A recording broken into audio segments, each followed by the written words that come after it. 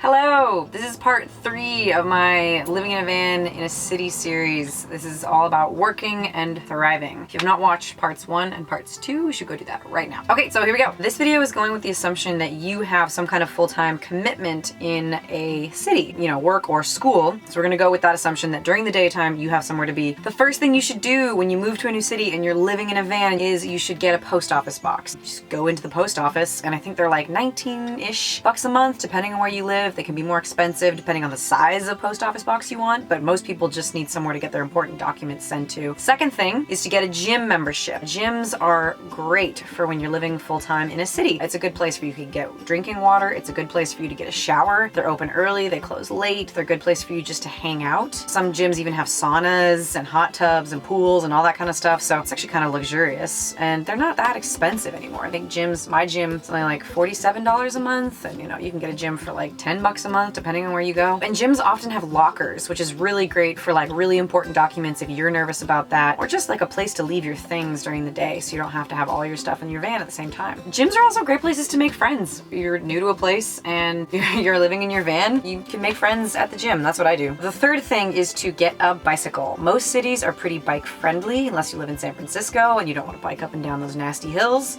It sucks to drive your van around all the time in the city because usually cities have really expensive parking and it's not sustainable to, you know, pay a couple $100 a month in quarters in meters, or a parking permit can be pretty expensive. So finding a nice spot to park outside the city, or just finding a nice place that is safe for you and then biking from there, is a really effective way to just kind of like get around town. And exercise is good for your brain. So you should also have some kind of routine. If you don't have an obligation during the day like work or school, and you're just going to be in a city for a little while trying to figure it out, develop a routine. This is more of like advice that I would just give like my friends and stuff, because I personally need a routine. A lot of people are kind of okay with just the free flow, but I cannot work that way. For me, it's really nice to know like I need to get up at 7 a.m. so I set an alarm for every day at 7 a.m. and then I like make my coffee and I have my breakfast and I go to the library and I get some work done and then I come home and go to the gym. Having a routine is really useful. And finally, my last tip is actually to leave the city every once in a while. It can be really stressful to be in a city all the time, and if you have a job or you're in school and you're doing homework and you're in a building all the time and then you're in your van all the time and you're just really shut in and you're on the computer and your brain hurts, go out on the weekends. You live in a van. You can drive out to a national park and hang out and breathe in that beautiful fresh air, go to the beach, go swimming, like